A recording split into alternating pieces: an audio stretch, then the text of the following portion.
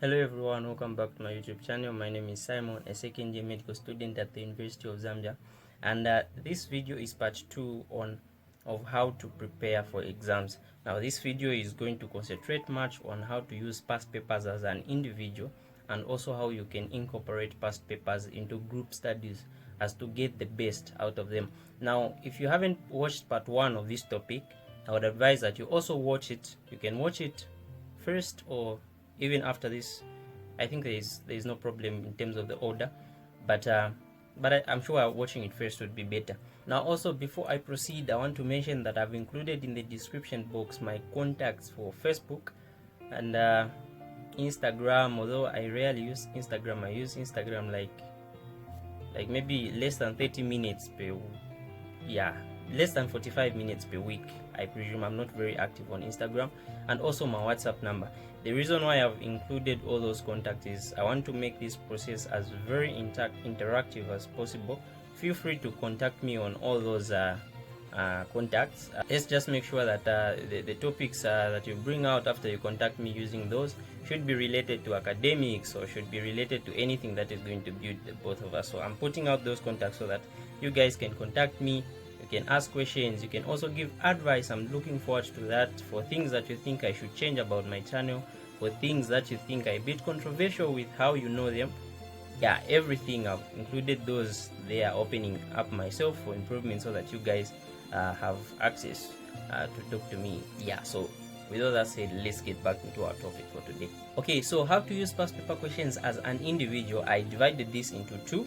I call this, the first one is attempt 1 and then feedback. The second one is attempt O and then feedback. Now I'm going to explain both of them and why you should include both techniques in your study techniques and when you should do this. Now you should start using past paper questions as soon as possible. Don't wait for your exams to be a week or a month away before you start using past paper questions. That is going to be it's not going to be effective that way. So you want to start using it as early as possible, little by little, and of course it is going to escalate, especially as you are approaching your exams, because you could have covered a lot of content already, and that is going to depend on whether you use the attempt 1 and then feedback, or attempt O and then feedback. So let's get to the attempt 1 and feedback and explain exactly how it works. So attempt 1 and get feedback is exactly I think it's self-explanatory. So what you want to do is you want to take a past paper and go through, try to answer a question. Now I said a question because I'm trying to take this one question at a time. Believe me, you guys, the best way to eat an entire elephant is basically to eat it one bite at a time.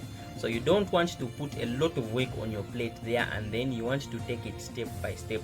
Now the attempt 1 and get feedback, the way it is you attempt one question, and if you get it right, then well and good. If you get it wrong, get feedback there and then.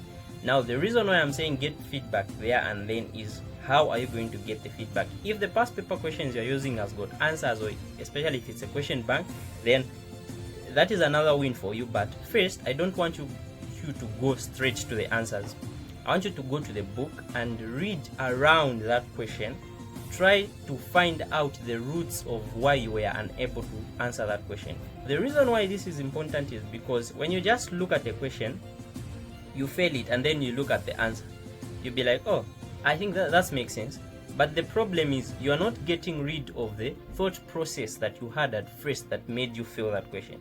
So if that question was to be brought in an exam 3 months from now, the most stronger thought process is the one that you started with, and hence you are going to fail that question again.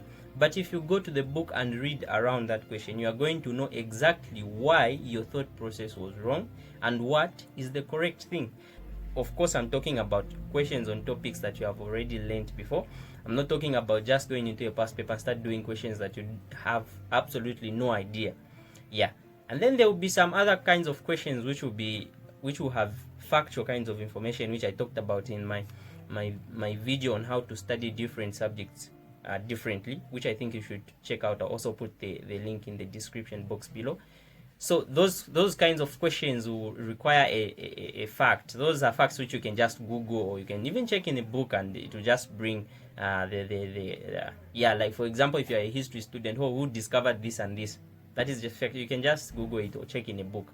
But okay, so the second one, which is attempt O and then get feedback. The first one mainly focused on your understanding. Yes, your understanding of the concepts and everything.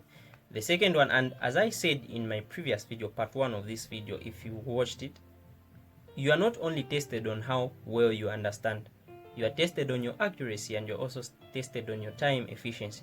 So the attempt O and then get feedback is supposed to work on your accuracy, and also it is supposed to work on your time. So you want to solve a past paper as a whole. So that is going to be used especially as you are approaching your exams, because that time you could have covered at least 90% of your entire your entire curriculum. However, you can even use this before you cover everything. Like for example, if maybe a paper could be maybe 100 questions 100 multiple choice questions, that's just an example.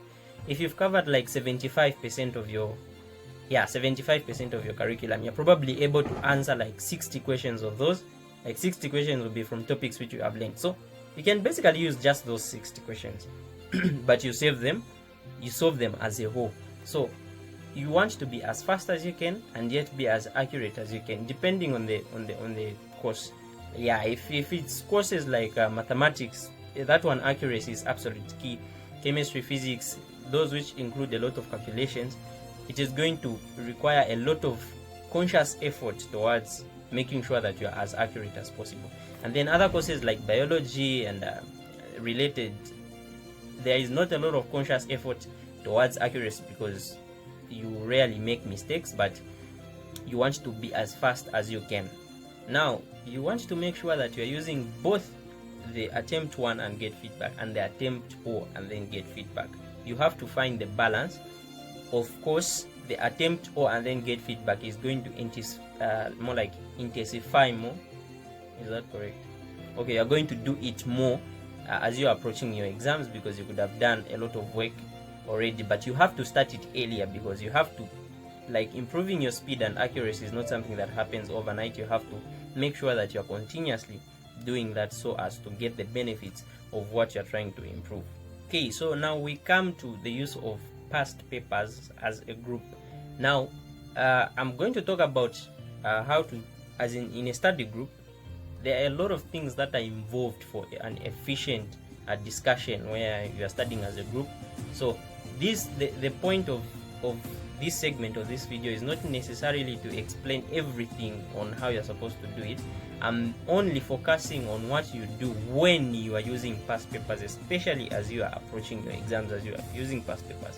So that is the purpose of this segment. However, there is actually a video which will come in future of my suggestions of how exactly you're supposed to conduct group discussions and everything. Now, I mentioned the importance of studying with friends and working with others in part 1, so I will not waste time to start talking about that. I'll just go straight into exactly how you can use past papers as a group to make sure that you get the best out of them. Okay, so even for the group discussions, we are still maintaining the same processes, only that some of them will be replaced by a discussion now. So we are still maintaining the attempt 1 and then get feedback. Although in this case, depending on the kinds of questions, if questions are involving like say mathematics, you can just solve one question and then get feedback. But for questions like maybe multiple choice, you can give each other maybe like 5. So group discussions are not supposed to replace individual thinking. So you have to do your discussions as well as give each other time to think as individuals. So how do you do this? You give yourself time. Like for example, if it's multiple choice questions, you can give yourself a minute for each question. So 5 questions, you do them for 5 questions.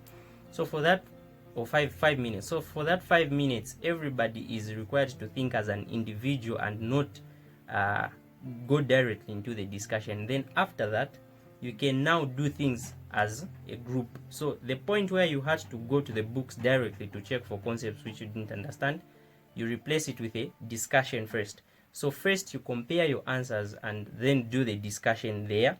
So that discussion is going to help you a lot, because you're going to see how other people are thinking and it is going to critique your answer. So each one is supposed to have come up with answers of their own, and then those answers can be compared with other people, and you can now critique your answers, and you can also defend your answers if you think your answer is very correct. And then after that, you can now check for your answers in the books, or even for those questions who have got pre-solved questions, like, yeah, you can check for the answers. And then, so basically you are maintaining individual kinds of thinking, but on the point where you have to dig deep into the concepts of the questions, that is where you replace a discussion. Exactly. So that is basically how you do the attempt one and then get feedback. So for the other technique where you attempt or and get feedback, the best way you can do this is basically give each other ample time to solve the entire past paper at your own time, wherever you are.